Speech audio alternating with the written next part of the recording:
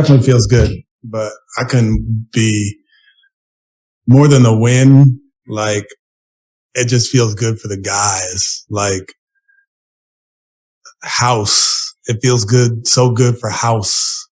And it feels so good for Scoot. And it feels so good for C. Wood, who has struggled from the free throw line and made 2 huge free throws down the stretch and made a great play off the roll to the corner pass. It feels great for Garrison and Armoni and Eric, who has been like a stalwart through this whole thing. So yeah, it feels good to win, but it feels so much better for those guys. Like I said before the game, it's really just about them. And, I couldn't be more proud. You made a change, putting Christian at the 5. Early on, it was clear why that's so effective in the space and allowing for better pick and pop. How confident were you in that approach, just giving it to us? I was pretty confident in it. He's a good pick and pop player. He can play off closeouts. He can roll to the rim, and he needs to be at the 5 more. So yeah, I was pretty confident in it, but I was also pretty confident with Eric and Jalen and Scoot on the floor together. A little bit more playmaking, a little bit more space. Last season, you would only play 1 big at a time until you had to play 2 bigs. Do you feel like that might be the best way to go moving forward with this team? It's hard to say. I mean, it's just one game. But yeah, it's hard to say because there will be teams where they'll have a bigger 5 and we'll have to kind of adjust. So, as far as us having like a set starting lineup, I think it's trending towards no and, being more based on who we're playing and what their strengths are and, less about us. What did you think of the spacing tonight? It seemed like Mathews and Brooks were, getting all the looks that they wanted.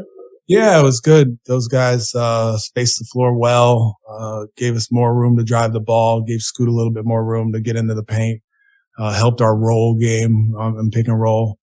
And they weren't afraid to shoot it.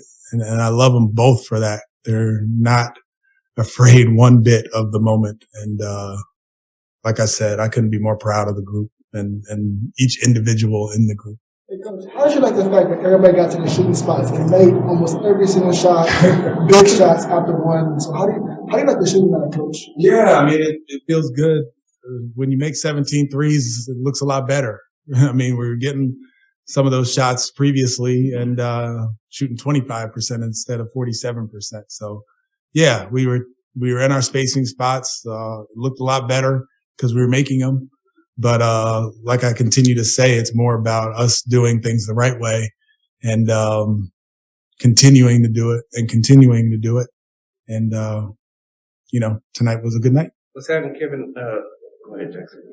Stephen, running with just one big for the majority of tonight, what did you see and what did you like out of Alperen Sengun's game off the bench? He did a good job of a lot, really. His pick and roll defense was good. He was up in pick and roll. He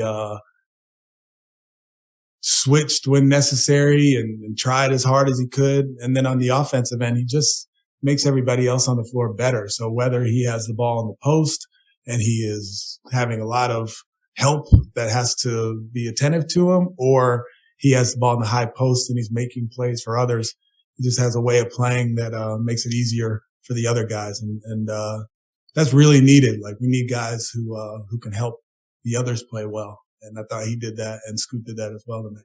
Can you talk about having Kevin back tonight? And do you have any update on Jalen Green? No update on Jalen, but I was really happy with the way Scoot played. We've really just been talking a lot about his ability to help other guys.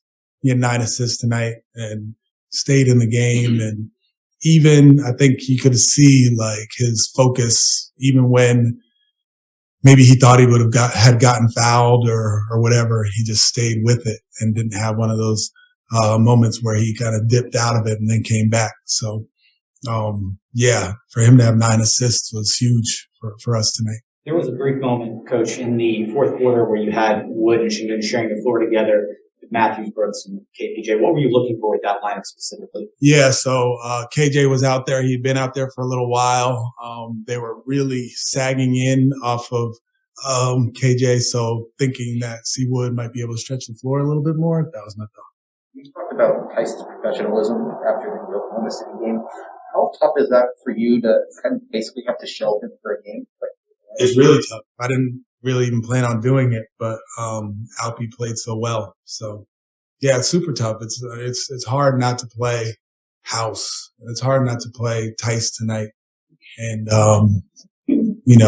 that's just part of it. And he's a pro, but I know there's disappointment there, and it's just one of those things tonight. How big was his impact in the second half of tonight's game? Huge. I mean, he had been kind of in and out of the rotation, played 8 minutes last game. And I wanted to get him out there just so he could continue to kind of believe in that his work would pay off. And tonight he was the difference maker, really. I mean, the 4 threes that he made, the drives to the hoop, free throws, like his energy, he guarded DeRozan some. So, I mean, it was great. Why did you decide to put House in at the moment that you did? I just thought he was playing well, and then when Jalen went down, I needed another wing player, and I felt like the shooting was going to be a big piece tonight, so I threw him in there, and he was great. Coach, you talked about fourth quarter execution and putting together 4 quarters throughout the start of this season. For the first time, you've been able to overcome and successfully win a game after being down by double figures. Besides the shooting in the second half, what else did you see come together? Yeah, I think there was a calm that we had. I was telling the guys that before the game started, I was talking to them about like playing free and really like doing everything that they can not to turn the ball over and try to make every shot and play free. And the 5-minute timeout in the fourth quarter, I reiterated it to them because we can't be tight in those moments. We have to play free. So I don't know if that resonated with them or not, but we can't be the team that's like tight and tense and worried and all that. We just have to play. And we did it. Coach, did it seem like the game would never end towards the end? Like the time wouldn't tick off fast enough for you? Not really. I mean, it's just the game, and they have Zach LaVine who can make a shot from anywhere. But we had the one side out of bounds. We didn't get the ball in, and he went down and made a 3, but then we got it the next time. So we know what we're looking for, and those moments can't be just glossed over, those closing moments of the game. So just very ingrained in the execution of the moment and making sure that we're doing things the right way and learning from moment A, which was turning the ball over on the side out of bounds, to moment B, which was getting it into Garrison in the backcourt and getting fouled. We'll take 2 more, Adam. We spent so much pregame talking about kind of the negative stuff that's been going on and some of the criticisms. But how much do you need a game like today to prove to the outside, the guys in the locker room, that what you're doing is working, that there is a plan? I don't need it. I don't need it at all. I don't need a win. I don't need approval. I believe in what I do. I think I'm good at it. The players respond when I challenge them or coach them. So whether we won or lost tonight, I'm the same coach. So doesn't matter. Last question, Mark Berman. Stephen, I know you said before the game, it's not about you, it's about the team. And after the game, you basically spread feeling good around about all the players. But can you take a moment for this? And in 2 questions, can you take a moment to enjoy this win? And secondly, will this make the Thanksgiving meal taste a little better tomorrow? Mark Berman, you're the best. Yeah, I mean, obviously, I'll sleep better tonight. And It'll be a good day tomorrow. I have so much to be thankful for in my life. This position, these guys, this organization, this city.